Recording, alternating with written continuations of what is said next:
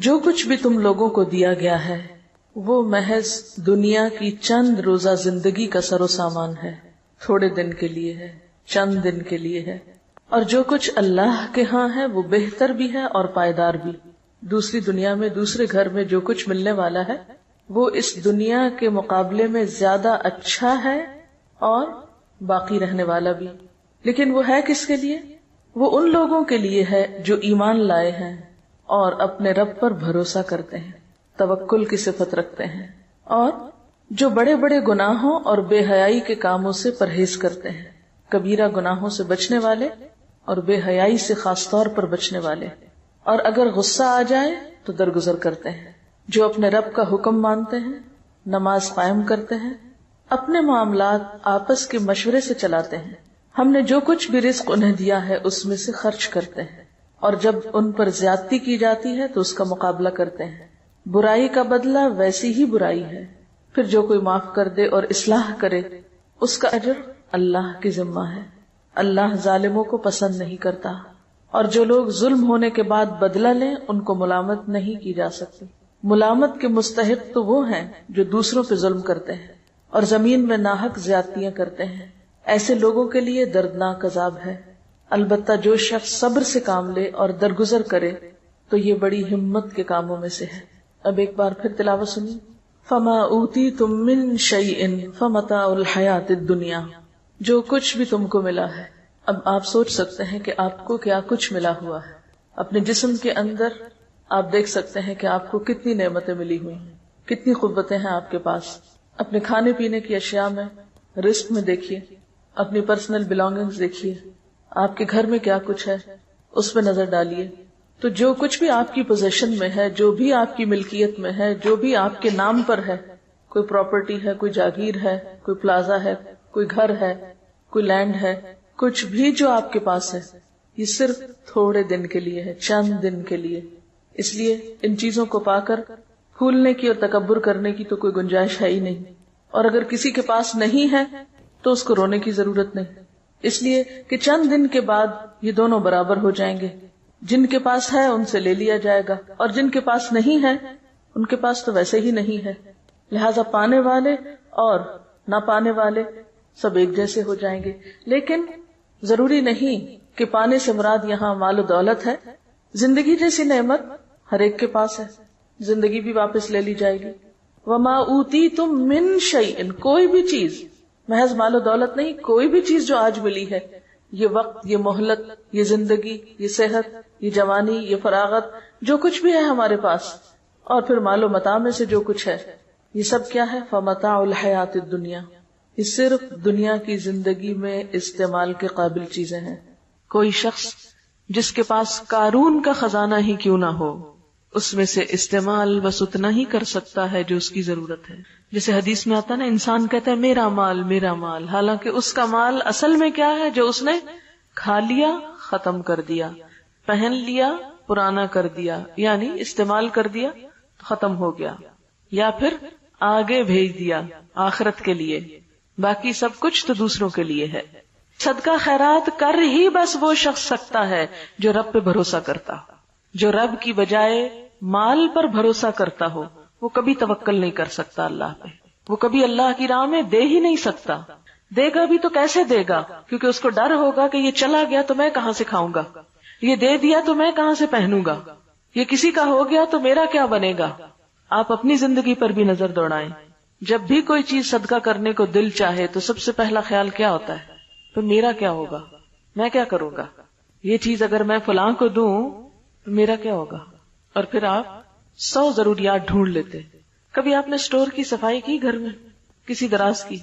پہلے آپ تنگ آتے ہیں چیزوں سے اور آپ سوچتے ہیں میں نے ان سب کو نکال دینا ہے، پھر آپ دراز صاف کرتے ہیں، چیزیں نکالتے ہیں، چھانتے پھٹکتے، پھر آپ دوبارہ رکھنے لگتے ہیں، پھر آپ کہتے ہیں یہ اس کام آئے گی، یہ حصہ آئے گی، یہ حصہ آئے گی، اسے ایسا کوڑ کباڑ دوبارہ سارے کا سارا ایز اٹ از سیٹ ہو کے دوبارہ دراز میں آ جائے گا، اسٹور میں آ جائے گا۔ سمٹ جاتا ہے نا، جب بکھرا ہوتا ہے تو انسان تنگ آتا ہے، کیا بلا ہے، اور جب سمٹ جاتا ہے تو انسان کہتا ہے اب کام آ جائے گا، اور پھر سال کے بعد صفائی کرتے ہیں تو وہ کسی کام نہیں آتا، اور ویسے کا تیسا ہی ہوتا ہے۔ یاد رکھیں، اگر کوئی چیز بن میں بھی ڈالنی پڑے نا تو اس نیت سے ڈالا کریں جو ذرا غیر ضروری ہو، کہ کئی اللہ کی مخلوق بیچاری غریب بن کھول کھول کے چیزیں ضرورت کی نکالتی، یہ ان کے کام آ جائے گی، کوئی بات نہیں. آپ کو پتہ ہے کئی لوگ بوتلیں اس میں سے نکالتے ہیں، کینز نکالتے ہیں، کاغذ نکالتے ہیں، کوئی بھی پرانی شرانی چیز جو انہیں مل جاتی ہے وہ نکالتے ہیں اور پھر ان کو اکٹھا کر کر کے بیچ کے رات کی روٹی کھاتے ہیں. تو اگر آپ نے کوئی بھی غیر ضروری چیز اس نیت سے ڈال دی اس میں، چلو ان کے کام آ جائے گی، میں اپنا لالچ تو دور کروں، جانے دوں، چھوڑو اس کو، بہت رکھ لی اپنے پاس، تو اس چھوٹی سی نیکی کو بھی حقیر نہ سمجھے. وما عند اللہ خیر، اب اس میں سے بھی جو اللہ کے پاس بھیج دیا وہ سب سے بہتر ہے، خیر بہتر ہے، اچھا ہے. وہ جو وہاں جا کے لوگے وہ اچھا ہے. وابقا، اور زیادہ باقی رہنے والا ہے، ہمیشہ کے لیے. اگر دنیا میں بھی آپ کے پاس سب سے اچھی چیزیں ہیں تو بھی ان کو بقا نہیں، کوئی ٹوٹ جاتی ہے، کوئی پرانی ہو جاتی ہے، کوئی میلی ہو جاتی ہے، کوئی گم ہو جاتی ہے. لیکن جو اللہ کے پاس ہے نہ اس کو ٹوٹنا ہے، نہ پرانا ہونا ہے، نہ گم ہونا ہے. ابقا، ایور لاسٹنگ، ہمیشہ رہنے کے لیے ہے. یعنی کسی کو آج ان نعمتوں کا مل جانا اس بات کی ضمانت نہیں کہ کل بھی ملے گا، یا جس کو آج ملا ہے وہ کل کا بھی حق رکھتا ہے. نہیں، آج پانے والے کل محروم بھی ہو سکتے ہیں. ہاں، ان نعمتوں کی حفاظت اور ان کو باقی رکھنے کا گر کیا ہے، طریقہ کیا ہے، ان کو ہمیشہ کے لیے کیسے بچایا جائے، کیسے پریزرو کیا جائے، کس طرح ان سے فائدہ اٹھایا جائے، اس کے لیے آج ان نعمتوں کے ساتھ کچھ صفات اور کچھ کوالٹیز اپنے اندر پیدا کرنے کی ضرورت ہے. ان میں سب سے پہلی چیز جو یاد رکھنے کی ہے وہ کیا کہ للذین آمنوا، یہ سب ان لوگوں کے لیے ہے جو ایمان والے ہیں. نمبر 2، وعلی ربہم یتوکلون، وہ اپنے رب پر بھروسہ رکھتے ہیں. توکل کرنا اور نہ کرنا دو مختلف طرح کی نفسیات ہیں، دو مختلف رویے ہیں. توکل کرنے والے، اپنے رب پہ بھروسہ کرنے والے اور طرح جیتے ہیں، اور مایوس شخصیتیں اور طرح جیتی ہیں. نا امیدی اور مایوسی انسان کو ایک مختلف راہ پر لے جاتی ہے. وما عند اللہ خیر وابقا للذین آمنوا وعلی ربہم یتوکلون، اللہ پہ بھروسہ کرنے والوں کو ہی زیادہ ملا کرتا ہے، وہی باقی رہنے والی نعمتیں حاصل کر سکتے ہیں. ایمان کا تو مطلب ہی ہے مان جانا، یقین کر لینا، اور یہ جنم دیتا ہے کس کو؟ اعتماد اور بھروسے کو. جو شخص اپنے رب پر ایمان رکھتا ہے وہ ایک ایسا مضبوط سہارا تھام لیتا ہے جس کو کبھی بھی ختم نہیں ہونا، کبھی بھی نہیں ٹوٹنا. اللہ تعالیٰ فرماتے ہیں فَمَن يَكْفُرْ بِالطَّاغُوتِ وَيُؤْمِن بِاللَّهِ فَقَدِ اسْتَمْسَكَ بِالْعُرْوَةِ الْوُثْقَى لَا انفصام لَهَا، جو کوئی طاغوت کا انکار کرتا ہے اور اللہ پر ایمان لے آتا ہے وہ ایک ایسا مضبوط کڑا تھام لیتا ہے، یعنی اللہ کے سوا باقی ساری قوتوں کو نگیٹ کرتا ہے اور اول و آخر اللہ ہی پر بھروسہ رکھتا ہے، اسی پر یقین کرتا ہے، اسی پر توکل کرتا ہے جیسا توکل کرنے کا حق ہے. تو پھر وہ ایک ایسا مضبوط کڑا تھامتا ہے لا انفصام لہا، جو کبھی بھی نہیں ٹوٹ سکتا. ایسا انسان کبھی بھی مایوسی کے کھڈ میں نہیں گر سکتا، کبھی بھی ہلاکت میں نہیں جا سکتا. واللہ سمیع علیم، وہ ہر موقع پر اپنے رب کو پکارتا ہے جو سننے والا ہے، جاننے والا ہے. ان کا دوست اللہ ہے. اللہ ولی الذین آمنوا، ایسے لوگوں کو اپنے رب کی دوستی نصیب ہوتی ہے، اس کی معرفت نصیب ہوتی ہے. یخرجہم من الظلمات الی النور، پھر انہیں اپنے رب کی رحمت سے روشنی نصیب ہوتی ہے، نور نصیب ہوتا ہے. اور یہ نور اسی کو نصیب ہو سکتا ہے جو حقیقی معنوں میں ایمان رکھتا ہو اور اپنے رب پر بھروسہ کرتا ہو. وہ پھر مایوسیوں کے اندھیرے میں نہیں رہتا، اللہ تعالیٰ اس کو مایوسیوں کے اندھیرے میں نہیں چھوڑتا. یعنی ایمان میں آنا بذات خود ایک نور کا پانا ہے، اور پھر جب ایک روشن راستہ اس کو نظر آ جاتا ہے تو وہ اس کے اوپر چل پڑتا ہے. یخرجہم من الظلمات الی النور، اس کے برعکس والذین کفروا اولیاءہم الطاغوت یخرجونہم من النور الی الظلمات اولئک اصحاب النار ہم فیہا خالدون. تو بات یہ ہے کہ جن کے دل ایمان سے لبریز ہوتے ہیں اور پھر اس کے نتیجے میں توکل سے معمور ہوتے ہیں، پھر ان کی زندگیوں میں مایوسی اور پریشانی اور خوف اور غم اور تمام منفی کیفیات دور ہونے لگتی ہیں، وہ ان کو گھیر نہیں سکتی.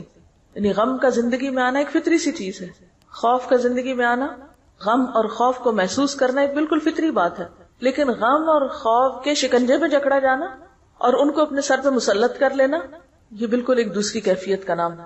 جو لوگ حقیقی معنوں میں ایمان رکھتے ہیں اور اپنے رب پر توکل کرتے ہیں اور اپنے رب کو رب مانتے ہیں، وہ غمگین تو ہو سکتے ہیں لیکن غم کو اپنے اوپر مسلط نہیں ہونے دیتے، کسی بھی قسم کی منفی کیفیت کا اس طرح شکار نہیں ہوتے کہ اس سے ان کی صلاحیتوں کو زنگ لگنے لگے، یا ان کے اوقات برباد ہونے لگے، یا ان کی صلاحیتیں ختم ہونے لگے، یا پھر وہ اپنی زندگی میں کوئی تعمیری اور پروڈکٹیو کام نہ کر سکے۔ یہ نہیں ہو سکتا۔ ایمان انسان کو مضبوط بناتا ہے، جرأت مند بناتا ہے اور حالات کا مقابلہ کرنا سکھاتا ہے۔ اور ان تمام آیات کی تھیم بھی یہی ہے، کیونکہ آگے جا کر آپ دیکھیں کہ جب ان پہ ظلم ہوتا ہے تو وہ بدلہ لیتے ہیں، اور ان کے اندر اتنی طاقت ہوتی ہے کہ وہ صبر بھی کر سکتے ہیں، اور اتنے وسیع دل کے مالک ہوتے ہیں کہ وہ معاف بھی کر سکتے ہیں۔ لہذا وما عند اللہ خیر وابقى للذین آمنوا وعلی ربهم یتوکلون، آخرت کا گھر توکل کرنے والوں کے لیے، کیونکہ جو شخص اللہ پہ توکل کرتا ہے وہ ایک مثبت سوچ کا مالک ہوتا ہے، اور جو شخص مثبت سوچ کا مالک ہوتا ہے اس کی زندگی تعمیری، مفید اور خیر اور بھلائی کے کاموں سے بھری ہوئی ہوتی، وہ ہر دم ہر لمحہ آگے کی طرف جا رہا ہوتا ہے، وہ اوپر کو جا رہا ہوتا ہے، وہ بلندی کی طرف جا رہا ہوتا ہے۔ جیسے ایک روایت میں آتا ہے کہ جس شخص کے 2 دن ایک جیسے گزرے وہ دھوکے میں رہا، یعنی اس نے نقصان اٹھایا۔ ایمان تو ہمیں ہر دم آگے بڑھنے کی تدبیریں بتاتا ہے، اور یہ آگے بڑھنا اسی کے نصیب میں ہو سکتا ہے جس کی سوچ تعمیری ہو، مثبت ہو، اور جس کے اندر ہر خوف اور غم کو نمٹنے کے لیے توکل کا ایک میزان ہو، یا توکل اور یقین ہو اس کے اندر۔ اور پھر کچھ اور صفات، والذین یجتنبون کبائر الاثم، ایسے لوگ جن کے اندر اتنی ایمانی جرت ہوتی اور جن کے اندر توکل ہوتا ہے، پھر وہ بڑے بڑے گناہوں سے بچ جاتے ہیں۔ مثلا بڑے گناہوں میں اکبر الکبائر کیا ہے؟ جھوٹ۔ مثلا معاملات کی بات اب کر رہی ہیں، جھوٹ۔ جھوٹ سے کون بچ سکتا ہے؟ جس کے اندر ایمان ہوگا، جس کے اندر ایک جرت ہوگی، جو لوگوں سے نہیں ڈرتا ہوگا، جو جتنا لوگوں سے ڈرتا ہے اتنا زیادہ جھوٹ بولتا ہے، جو اپنے رب پہ بھروسہ کرنے کی بجائے لوگوں پہ بھروسہ کرتا ہے، لوگوں کو اپنا رب مانتا ہے، لوگوں سے مفادات حاصل کرنا چاہتا ہے، تو پھر وہ ان کی نظر میں اچھا بننے کے لیے طرح طرح کے جھوٹ بولتا ہے، یہ غلط رویے اختیار کرتا ہے۔ لیکن جو شخص اپنے رب کے سامنے سچا ہوتا ہے اور اپنے رب کے سامنے ایماندار ہوتا ہے، پھر اس کو کمزور سہاروں کی ضرورت نہیں ہوتی، پھر وہ ہر طرح کی برائی سے بچنے کی ہمت پاتا ہے اپنے اندر۔ جیسے ایک حدیث میں آتا ہے نا کہ ان الصدق یہدی الی البر وان البر یہدی الی الجنہ، کہ سچائی نیکی کی طرف لے جاتی ہے اور نیکی جنت کی طرف لے جاتی ہے۔ وان الرجل لیصدق حتی یکتب عند اللہ صدیقا، اور ایک انسان سچ بولتا رہتا ہے یہاں تک کہ اللہ کے ہاں صدیق لکھ لیا جاتا ہے۔ وَإِنَّ الْكَذِبَ يَهْدِي إِلَى الْفُجُورِ وَإِنَّ الْفُجُورَ يَهْدِي إِلَى النَّارِ، اور جھوٹ برائی کی طرف لے جاتا ہے اور برائی جہنم کی طرف لے جاتی ہے۔ وَإِنَّ الرَّجُلَ لَيَكْذِبُ حَتَّى يُكْتَبَ عِندَ اللَّهِ كَذَّابًا، اور ایک شخص جھوٹ بولتا رہتا ہے یہاں تک کہ اللہ کے ہاں جھوٹوں میں لکھ لیا جاتا ہے۔ وَالَّذِينَ يَجْتَنِبُونَ كَبَائِرَ الْإِثْمِ، اور وہ لوگ جو اجتناب کرتے ہیں بڑے بڑے گناہوں سے، کبیرہ گناہوں سے، وَالْفَوَاحِشَ، اور بے حیائیوں سے، وَإِذَا مَا غَضِبُوا هُمْ يَغْفِرُونَ، اور جب غضبناک ہوتے ہیں تو معاف کر دیتے ہیں۔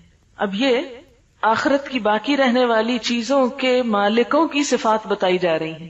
نمبر 1 توکل کرتے ہیں، نمبر 2 بڑے گناہوں سے بچتے ہیں، احتیاط برتتے ہیں، اجتناب کرتے ہیں۔ والفواحش، فاحشہ کہتے ہیں کھلی برائی کو، صریح برائی، فواحش سے اجتناب کرتے ہیں، یعنی گناہ اور بے حیائی کے کاموں سے پرہیز کرتے ہیں۔ وَإِذَا مَا غَضِبُوا، اور جب وہ غضبناک ہوتے ہیں، ہم یغفرون، تو وہ معاف کر دیتے ہیں، جیسے پیچھے پڑھ چکے ہیں، وَالْكَاظِمِينَ الْغَيْظَ وَالْعَافِينَ عَنِ النَّاسِ، لوگوں سے درگزر کرنا ان کے مزاج اور طبیعت کا حصہ ہے۔ جنت والوں کے مزاج میں ہے یہ بات کہ وہ لوگوں کے قصوروں سے درگزر کر جاتے ہیں، ان کے مزاج میں انتقام اور بدلہ نہیں۔ آپ صلی اللہ علیہ وسلم کے بارے میں آتا ہے کہ آپ نے اپنی ذات کے لیے کبھی بدلہ نہیں لیا، ہاں اگر اللہ کی حدوں میں سے کسی حد کو توڑا جاتا تو وہ آپ کے لیے ناقابل برداشت تھا۔ یہ بخاری کی روایت ہے۔ اللہ کی حدود کا سب سے زیادہ لحاظ رکھتے تھے، اس پہ آپ نے حد بھی جاری کی، سزا بھی دی، کوڑے بھی مروائے، رجم بھی کروایا، ہاتھ بھی کٹوائے، کیونکہ وہ اللہ کی حد توڑی گئی تھی۔ تو والذین یجتنبون کبائر، وہ خود بخود کبائر سے نکلنا شروع ہو جاتے ہیں، سچے ایمان اور توکل کے بغیر کبائر سے بچنا بھی ممکن نہیں ہوتا. پھر کبائر میں غیبت کرنا، دوسروں کی پیٹھ پیچھے ان کی برائیاں کرنا، پھر کبائر میں زنا، شراب، چوری، دھوکہ، امانت میں خیانت، یہ ساری کبیح صفات اسی شخص کے اندر ہو سکتی ہیں جس کے اندر ایمان نہ ہو اور جس کا رب پر بھروسہ نہ ہو. جب اس کے دل سے لوگوں کا خوف نکلتا ہے تو پھر وہ صحیح رستے پر آ جاتا ہے. اور پھر خاص طور پر کبیرہ گناہوں میں والفواحش، فواحش سے بچتا ہے. فواحش کا لفظ فحش سے نکلا، کھلی برائی، اور خصوصاً بے حیائی کے کام. بے حیائی کے کاموں میں کیا چیزیں آتی؟ ایک تو یہ جھوٹ، دھوکہ، یہ سب بے حیائی کے کام ہیں. لیکن اس کے علاوہ دیکھیے گناہ کی تعریف کیا کی گئی کہ جس پر تم خوف کھاؤ کہ لوگوں کو پتہ نہ چل جائے، یعنی جس کے بارے میں تمہیں ڈر ہو کہ ہائے میرا پول نہ کھل جائے، جو کام تم لوگوں کے سامنے نہیں کر سکتے. اور اس سے بڑی برائی کیا ہے کہ تم ڈھٹائی سے برے کام کرو. یعنی عام گناہ کیا ہے؟ کبیرہ گناہوں میں بہت سے گناہ آتے ہیں جو کھلے کیے جائیں یا چھپے کیے جائیں، لیکن فواحش وہ ہیں جو کھلے عام کیے جائیں. یعنی پھر یہ کبیرہ گناہوں سے بھی ان کی شدت بڑھ جاتی ہے، یعنی انتہائی ڈھٹائی سے کیے جانے والے غلط کام جس میں انسان کی حیا نہیں رہتی. حدیث میں آتا نا اذا لم تستحی فاصنع ما شئت، جب تم میں حیا نہیں تو جو چاہے کرو. تو ایسا شخص پھر ڈٹ کے برائی کرتا ہے، کہتا ہے جو کرنا کر لو، میں تو یہی کروں گا. یعنی اس کو نہ بندوں کی حیا ہے نہ اللہ کی حیا ہے، لہٰذا ایسے کام فواحش میں آتے ہیں. اثم کیا ہے؟ الاثم ما حاک فی نفسک، گناہ وہ ہے جو تمہارے دل میں کھٹکے اور تمہیں ڈر لگے کہ لوگوں کو پتہ نہ چل جائے، اس کو اثم کہتے ہیں. اور اثم کے بعد پھر فواحش آتے ہیں کہ وہ ڈر بھی نکل جائے، وہ جھجک بھی ختم ہو جائے اور کھلے عام انسان غلط کام کرنا شروع کر دے. تو جنت میں جانے والے ان دونوں طرح کے گناہوں سے بچتے ہیں، اسم سے بھی بچتے ہیں، فحش سے بھی بچتے ہیں. وَإِذَا مَا غَضِبُوا هُمْ يَغْفِرُونَ، اور اپنے جذبات پر خوب قابو رکھتے ہیں. یعنی جب کسی کے خلاف غصہ بھی آ جائے تو محض غصے کا اظہار کر کے اپنے جذبات کی تسکین نہیں کرتے، معاف کرنا بھی جانتے ہیں. غصہ دلانے والی چیزوں پر معاف کر سکتے ہیں. اور کیا صفات ہوتی ہیں ان کے اندر؟ وَالَّذِينَ اسْتَجَابُوا لِرَبِّهِمْ، اور وہ لوگ جو اپنے رب کا ہر حکم مانتے ہیں، لبیک کہتے ہیں. استجابت کیا ہوتی ہے کہ رب کے کسی بھی حکم کے بارے میں ان کے اندر کوئی کمپلیکس نہیں ہوتا، اطاعت کے راستے میں کوئی چیز رکاوٹ نہیں ہوتی. رب کی پکار پر فوراً لبیک کہتے ہیں. رب کی بات سنتے ہی کیا کرتے؟ سمعنا وأطعنا، ہم نے سنا اور ہم مان لیتے. کوئی حکم سنا، جی اللہ تعالیٰ ہم ایسا ہی کریں گے. یہ نہیں کرتے یہ کیوں ہے، یہ کیسے ہے، حجت بازی، بحث مباحثہ نہیں. سمعنا وأطعنا، کسی بھی بات کے لیے اتنا ہی کافی ہے کہ وہ اللہ کا حکم ہے. اس کی کوئی ریزن سمجھ میں آتی ہے یا نہیں، بس اتنی ریزن ہی بہت ہے کہ وہ اللہ کا حکم ہے. والذین استجابوا لربہم واقاموا الصلاۃ، اور نماز قائم کرتے ہیں. نماز کا قائم کرنا جنت میں لے جانے والے کاموں میں سے ہے. اور پھر اجتماعی معاملات میں وامرہم شورا بینہم، تنہا فیصلے نہیں کرتے بلکہ مشورے سے کام کرتے ہیں.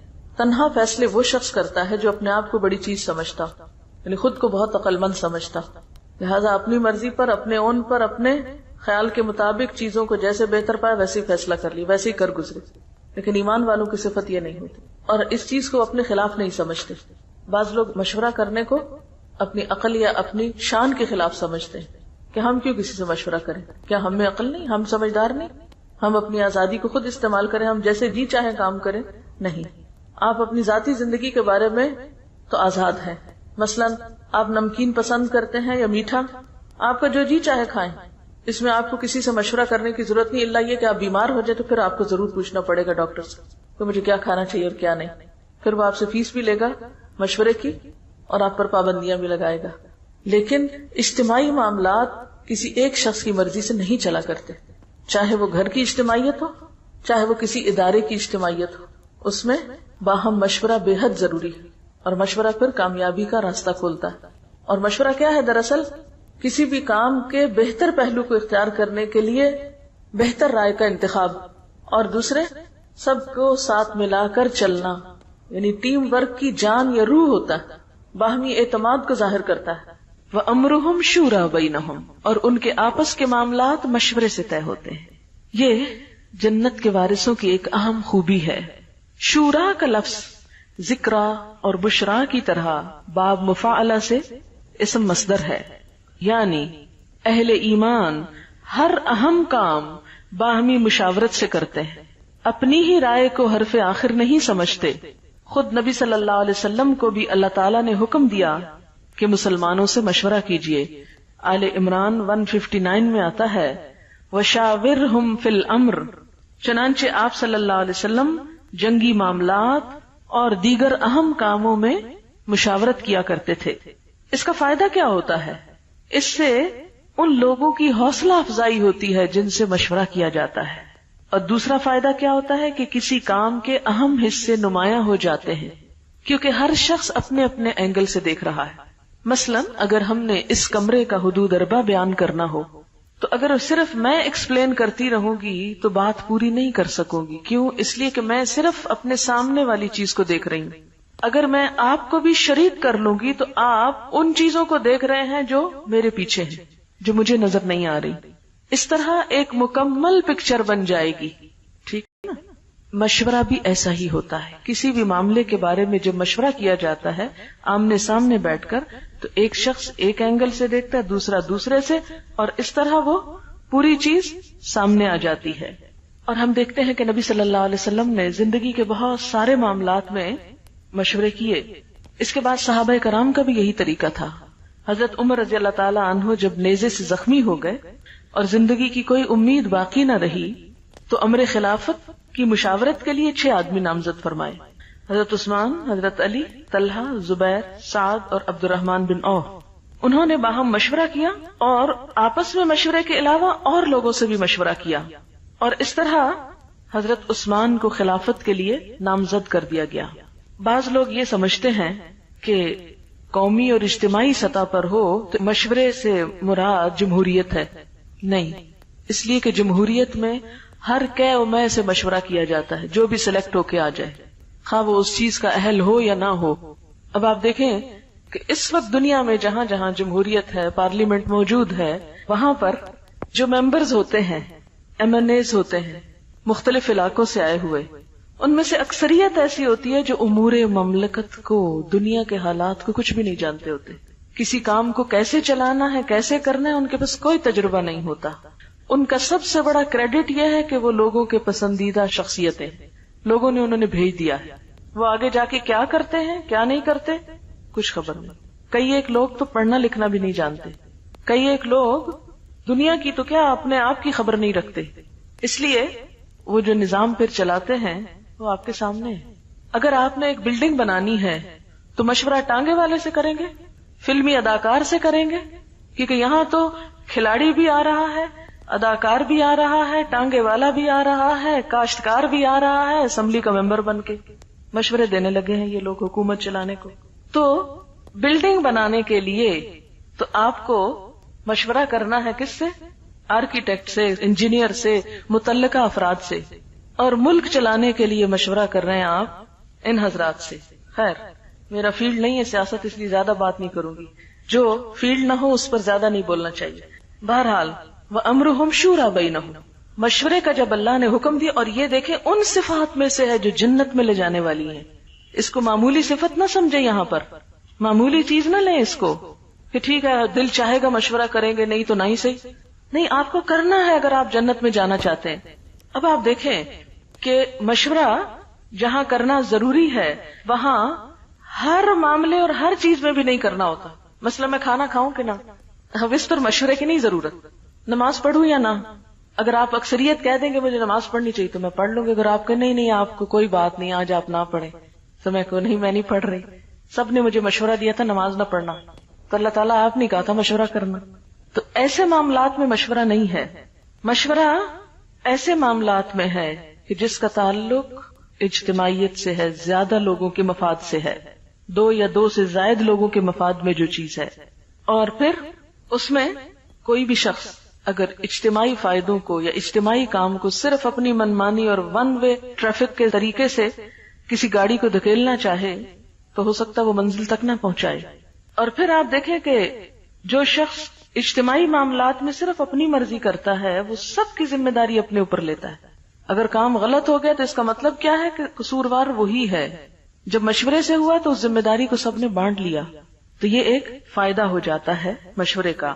اور پھر اسی طرح مشورہ اس لیے بھی مفید ہے کہ جو معاملہ سب سے متعلق ہے اس میں سب کو باخبر بھی رکھا جائے، سب کو پتا ہو کہ ان کے بارے میں کیا ہو رہا ہے. پھر اسی طرح یہ ہے کہ اجتماعی معاملات کو چلانے کے لیے جس شخص پر ذمہ داری ڈالی جائے وہ بھی مشورے سے ہو، تاکہ لوگوں کی پسند کے مطابق، یعنی اللہ کی پسند تو بہرحال اوپر ہے، عام روزمرہ مثلاً چھوٹی چھوٹی چیزوں میں جو ذمہ داری دی جاتی ہے انتظامی امور میں، تو اس میں اہلیت کے ساتھ لوگوں کی رائے لینے میں، مشورہ کرنے میں کہ کس شخص کو کس چیز پر متعین کیا جائے، نقصان کی بات نہیں. پھر ایسے لوگ مشورہ دیں جو اہل ہوں. پھر اپنے ضمیر اور ایمان کے مطابق کسی لالچ کے یا کسی خوف کے دباؤ میں نہ مشورہ دیں. وَأَمْرُهُمْ شُورَى بَيْنَهُمْ وَمِمَّا رَزَقْنَاهُمْ يُنْفِقُونَ، اور اس میں سے جو ہم نے ان کو رزق دیا وہ خرچ کرتے ہیں. رزق کا خرچ کرنا کچھ تو اس میں فرائض کی ادائیگی میں سے ہے جیسے زکوٰۃ وغیرہ، کچھ صدقات ہیں جو انسان اپنے دل کی خوشی سے کرتا ہے، اور اس میں لن تنالوا البر حتى تنفقوا مما تحبون، اپنی پسندیدہ ترین چیزوں میں سے خرچ کرنا. اور پھر خاص طور پر اپنی غلطیوں کے کفارے کے لیے، گناہوں کے ازالے کے لیے، مصیبتوں کو ٹالنے کے لیے، کیونکہ ہر گناہ مصیبت کا سبب ہوتا ہے. تو جب ان کو احساس ہوتا ہے کہ انہوں نے کوئی بھی کام غلط کیا ہے تو اس موقع پر بھی وہ صدقہ کرتے ہیں. یعنی صدقہ مومن کی عادات میں سے ہونا چاہیے، یعنی ہر روز کچھ نہ کچھ صدقہ کرنا چاہیے. اگر مال میں سے کچھ بھی نہیں پاتے، حالانکہ ایسا نہیں ہے کہ کچھ بھی نہیں پاتے، اگر آپ کے پاس 2 لقمے ہیں کھانے کو تو آپ ایک یا آدھا کسی اور کو بھی دے سکتے ہیں. جیسے نبی صلی اللہ علیہ وسلم فرمایا کہ آگ سے بچنے کی فکر کرو، خاک کھجور کا آدھا ٹکڑا ہی کیوں نہ ہو. پوری کھجور نہیں خرچ کر سکتے تو آدھی سے. اب ہم میں سے کتنے لوگ ہیں جو مثلاً کلو بھر 2 کلو بھر کھجوریں خرید کے اپنے گھر رکھ سکتے ہیں، اور جب گھر سے نکلیں تو اپنی جیب میں تھوڑی سی لے چلیں، راستے میں جو بھی نظر آئے اس کو آفر کرتے چلے جائیں. آسان طریقہ ہے صدقہ کرنے کا. لیکن عموماً ہم اس طرف توجہ نہیں کرتے کہ ہر روز صدقہ کرنا چاہیے. یہ چھوٹی سے چھوٹی چیز بھی صدقہ کی جا سکتی، کیونکہ ہم کوتاہیاں روز کرتے ہیں، ہم غلطیاں روز کرتے ہیں، لہذا ہمیں روزانہ صدقہ کرنے کی ضرورت ہے. تو وَمِمَّا رَزَقْنَاهُمْ يُنْفِقُونَ، جو رزق ہم نے ان کو دیا اس کو اکٹھا کر کر کے نہیں رکھتے رہتے، صرف اپنی ذات کے لیے نہیں کرتے، اس میں سے وہ نکالتے رہتے. یہ ان کی عادت ثانیہ ہوتی، مسلسل وہ اس کے بارے میں سوچتے رہتے ہیں. کیونکہ بہت سے ڈپریشن، بہت سے دل کے بوجھ اور بہت سے غم کا علاج صدقہ ہے.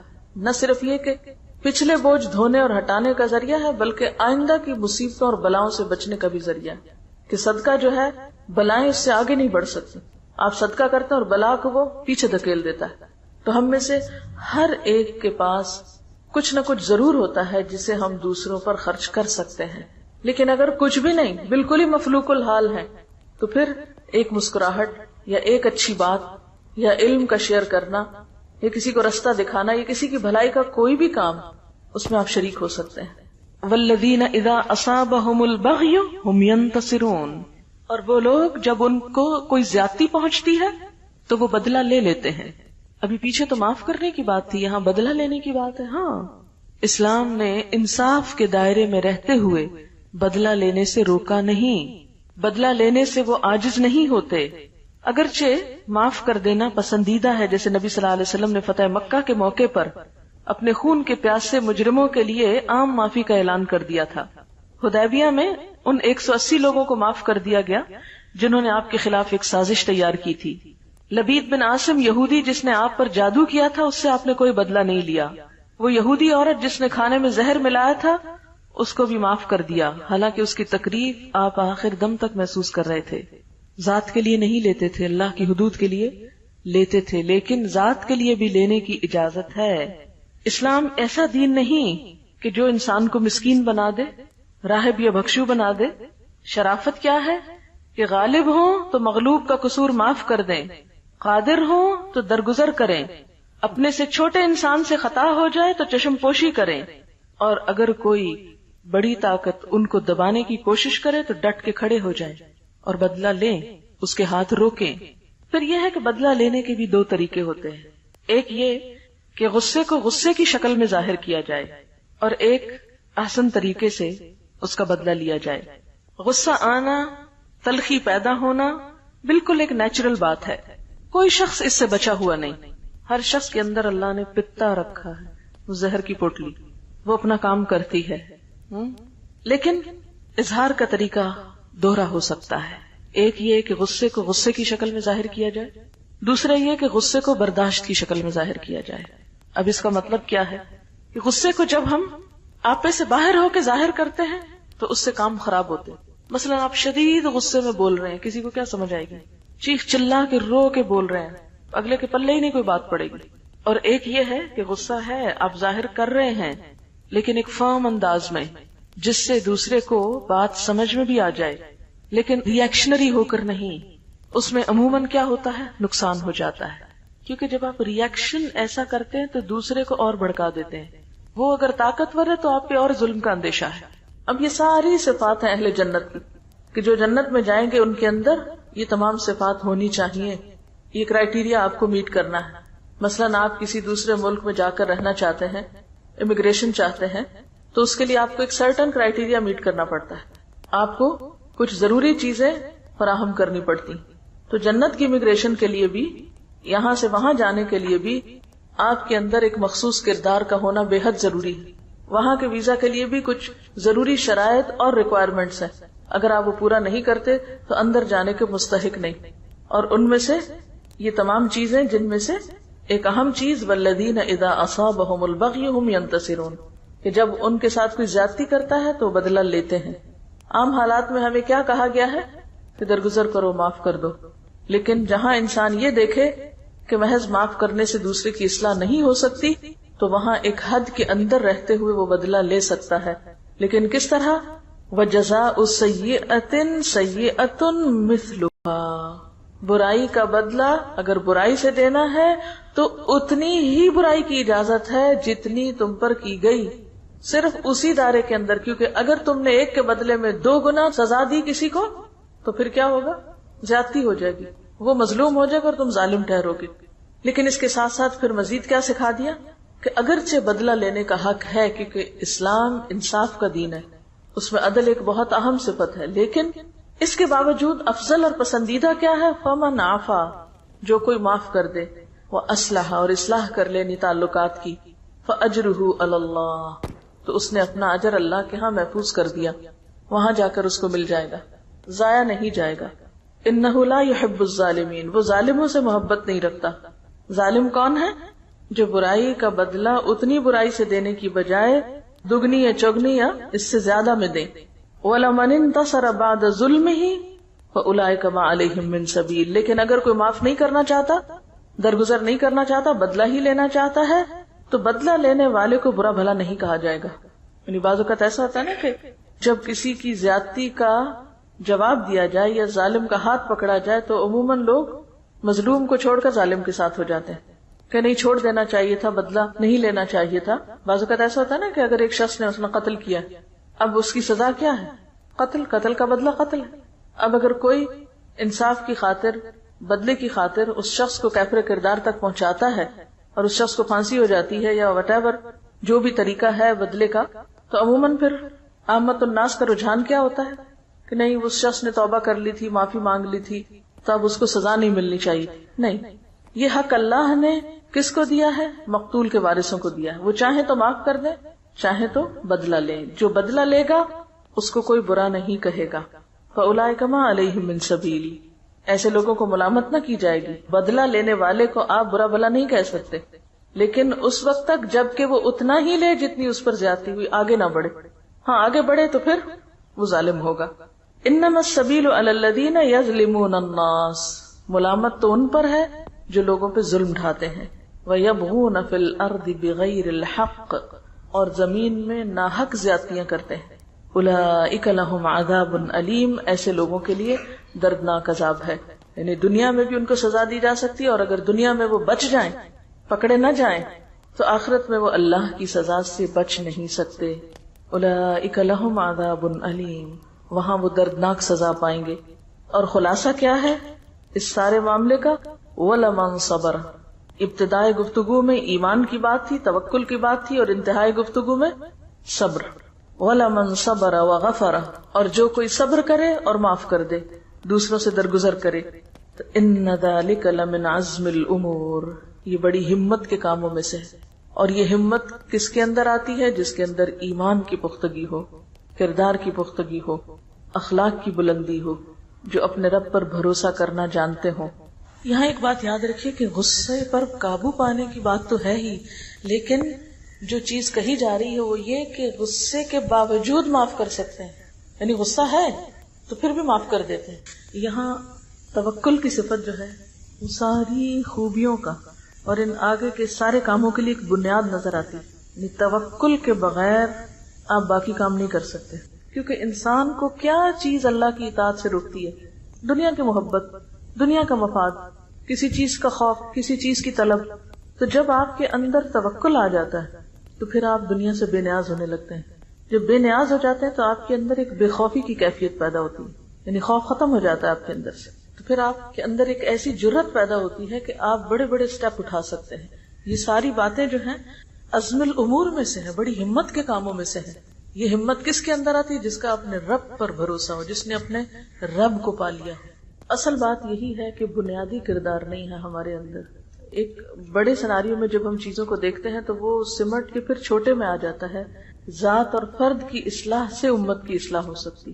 یہ کام طویل ضرور ہے لیکن اس کے بغیر گزارا نہیں، کیونکہ جب تک بنیادیں مضبوط نہ ہوں۔ آپ دیکھیے کہ جیسے شورا ہی کی بات آپ نے کی، ہم سب اپنی اپنی زندگیوں میں غور کریں، ہمارے گھریلو معاملات کتنے فیصد باہم مشورے سے طے ہوتے ہیں؟ ہمارا کلچر کیا بتاتا ہے؟ جب مثلاً عموماً گھروں میں کوئی بڑا ایشو آتا ہے، کوئی شادی بیاہ کا معاملہ ہے یا کوئی پراپرٹی کی لین دین ہے یا کچھ بیچنا ہے ایون، تو کیا بعض اوقات صرف چند افراد اپنے مفادات کو سامنے رکھ کے فیصلہ نہیں کر لیتے؟ کیا وہ ان متعلقہ افراد کو شریک مشورہ کرتے ہیں کہ جو اس معاملے سے متعلق ہوتے ہیں یا ہوا بھی نہیں لگنے دیتے؟ اسی طرح اداروں میں آپ دیکھ لیجئے، لوکل سطح کی گورنمنٹ کے اداروں میں دیکھ لیجئے، پھر ایک حکومت کے اندر دیکھ لیجئے، پھر اس سے آگے بڑھ کر جو امت مسلمہ مختلف حکومتیں ہیں ان کا آپس میں ایک دوسرے پر اعتماد اور آپس میں ایک دوسرے کے ساتھ کیا تعلق ہے۔ تو جب تک ہمارے اندر یہ بنیادی اخلاق نہیں پایا جاتا اس وقت تک اللہ کی مدد آ نہیں سکتی، اور اس کی ابتدا ہم میں سے ہر ایک کو اپنی ذات سے کرنا ہے اور پھر اس کا شعور عام کرنا ہے اور دوسروں کے اندر بھی بیدار کرنا ہے۔ آپ دیکھیے کہ ایمان کے فوراً بعد توکل کا جو ذکر ہوا ہے یہ تمام چیزوں کے اندر آپ کو نظر آئے گا۔ مثلاً بڑے گناہوں سے بچنے کے لیے بھی توکل چاہیے۔ آپ جھوٹ بول کر، دھوکہ دے کر بہت کچھ نفع کما سکتے ہیں اپنی تجارت میں، لیکن آپ اپنے اصولوں پہ قائم رہتے ہیں، آپ دھوکہ اور فریب سے بچتے ہیں، کیا چیز آپ کو بچائے گی؟ توکل کہ نہیں، جس رب نے رزق دینا وہ دے گا، جھوٹ اور فریب کے ذریعے میں اپنی آمدنی نہیں بڑھا سکتا۔ اسی طرح باقی گناہوں سے بچنا، فواحش سے بچنا، پھر اسی طرح یہ جتنی بھی اگلی صفات ہے، حتیٰ کہ نماز کے اندر بھی آپ دیکھیے، بعض اوقات ہم نماز کیوں مختصر کر دیتے ہیں، یہ کیوں جلدی پڑھتے ہیں کہ ہمیں کوئی اور فائدہ یاد آ رہا ہوتا ہے کہ وہ فلاں کام ہمارا چھٹ جائے گا، فلاں کام رہ جائے گا تو میں جلدی سے فلاں نفع کو حاصل کر لوں۔ ہمارے اندر ٹھہراؤ آ ہی نہیں سکتا، حکمت اور وزڈم آ ہی نہیں سکتی جب تک کہ توکل کی صفت ہمارے اندر نہیں۔ اور توکل کیا ہے کہ جب تک اللہ نہ چاہے کوئی فائدہ نہیں پہنچا سکتا، اور جب تک وہ نہ چاہے کوئی نقصان نہیں دے سکتا۔ ایک حدیث میں پڑھ رہی تھی اور اس میں توکل کا مفہوم بہت اچھی طرح سمجھ میں آتا ہے۔ قال رسول اللہ صلی اللہ علیہ وسلم لابن عباس، رسول اللہ صلی اللہ علیہ وسلم نے ابن عباس سے کہا، یا غلام، اے بچے، انی اعلمک کلمات، میں تمہیں چند باتیں سکھاتا ہوں۔ اب آپ یہ بھی دیکھ لیجئے کہ آپ صلی اللہ علیہ وسلم کی تعلیم صرف بزرگوں کے لیے نہیں تھی، ٹین ایجرز کے لیے بھی تھی۔ غلام جو ہے ٹین ایجر کو کہتے ہیں، ان کو بھی آپ نے تعلیم دی اور ان کو بھی براہ راست سکھایا۔ اور آپ دیکھیے کہ ایک غلام جو ہے، غلام سے مراد یہاں یعنی 13-14 سال کا بچہ ہے، تو اس کو آپ دیکھیے کہ کتنی زبردست بات سکھا رہے ہیں، اور اس ایج میں سکھا رہے ہیں کیونکہ یہی وہ ایج ہوتی ہے کہ جس میں توکل نام کی اور اعتماد اور یکسوئی نام کی کوئی چیز نہیں ہوتی۔ انسان بہت ہی ایک ایسے لاؤبالی پن سے گزر رہا ہوتا ہے کہ جس میں اس کے لیے زندگی توکل اور ٹھہر کے چلنے اور سوچ سمجھ کے کام کرنے کا نام نہیں ہوتی۔ بہرحال کہتے ہیں احفظ اللہ یحفظ کا، آپ صلی اللہ علیہ وسلم نے فرمایا کہ تم اللہ تعالیٰ کو یاد رکھو، وہ تمہاری حفاظت کرے گا۔ احفظ اللہ تجدہ تجاہک، اللہ کو یاد رکھو تم اسے اپنے سامنے پاؤ گے۔ اذا سألت فاسأل اللہ، جب تم سوال کرو تو اللہ سے کرو، جب مانگو تو اللہ سے مانگو۔ وَإِذَا اسْتَعَنْتَ فَاسْتَعِنْ بِاللَّهِ، اور جب مدد طلب کرو تو اللہ ہی سے مدد مانگو۔ وَعَلَمْ، اور یاد رکھو، ان الامۃ لو اجتمعت، اگر سارے لوگ اس بات پہ اکٹھے ہو جائیں، علی ان ینفعوک بشیء، کہ تمہیں کسی چیز میں کوئی فائدہ پہنچا سکے، لم ینفعوک الا بشیء قد کتب اللہ لک، مگر اتنا ہی فائدہ دے سکتے ہیں جتنا اللہ نے تمہارے حصے میں لکھ دیا، اس سے آگے کوئی نہیں فائدہ دے سکتا۔ وَإِنِ اجْتَمَعُوا عَلَىٰ أَن يَضُرُّوكَ بِشَيْءٍ، اور اگر وہ سارے اکٹھے ہو جائیں کہ تمہیں کوئی نقصان دے دیں، لَمْ يَضُرُّوكَ إِلَّا بِشَيْءٍ قَدْ كَتَبَهُ اللَّهُ عَلَيْكَ، تو وہ تمہیں ہرگز بھی نقصان نہیں دے سکتے مگر وہی جو اللہ نے تمہارے لیے لکھ دیا ہو۔ رفعت الاقلام، قلم اٹھا لیے گئے، وجفت الصحف، صحیفے خشک ہو گئے۔ لکھنے کے بعد سیاہی جب خشک ہو جاتی ہے تو تحریر ثبت ہو جاتی ہے، پھر آپ اس کو مٹا نہیں سکتے، اس کو سمجھ نہیں کر سکتے۔ تو یہ ساری حدیث ہمیں کیا سکھاتی؟ توکل سکھاتی۔ اس سے پہلے ہر دم اللہ کا احساس اور اس کی معرفت، اس کا ذکر، اس کی یاد، یعنی ذکر یہاں کسی لفظی معنوں میں نہیں، اس کو اللہ نہیں کہا گیا، اللہ کی حفاظت کرو لفظی معنی، یعنی اللہ تعالیٰ کا جو وجود ہے اس کا لحاظ رکھو، پاس رکھو، اسے اپنے سامنے پاؤ، یعنی اس کو محسوس کرو، اور پھر اللہ سے مانگو، اس سے مدد طلب کرو، اور لوگوں سے بے نیاز ہو جاؤ۔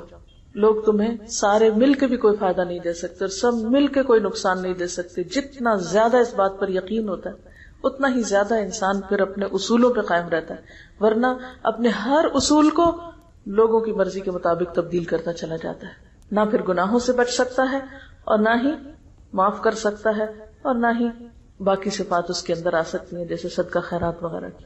اوور آل ہماری ساری زندگی لوگوں کے گرد گھومتی ہے، ہم پیپل سینٹرڈ لوگ ہیں، ہمارا مرکز و محور لوگ ہیں، یا اپنی ذات ہوتی ہے یا پھر لوگ ہوتے ہیں، اوپر نہیں اٹھتے اس سے۔ اور جب تک علی ربہم یتوکلون کی صفت نہیں آتی آپ کچھ بھی نہیں کر سکتے۔ جب ہم اللہ پہ بھروسہ نہیں کرتے تو یقیناً ہمیں کسی اور پہ بھروسہ کرنا پڑتا ہے، اور وہ سب کمزور سہارے ہیں جو خود بھی گرتے ہیں اور ہم بھی ان کے پیچھے گرتے ہیں۔ کسی نے لکھا ہے کہ عام زندگی میں کانفیڈنٹ اسے کہا جاتا ہے جسے اپنے اوپر بھروسہ ہوتا ہے اور نڈر ہو کر کوئی بھی غلط کام کر سکتا ہے، مگر اللہ کے ہاں کانفیڈنٹ وہ ہے جسے اللہ پر توکل ہو۔ جو نڈر ہو کر کوئی بھی غلط کام کر لیتا ہے وہ تو پھر فواحش کا شکار ہو جاتا ہے۔ سبحانک اللہم و بحمدک، نشہد ان لا الہ الا انت، نستغفرک و نتوب الیک۔ والسلام علیکم و رحمۃ اللہ وبرکاتہ۔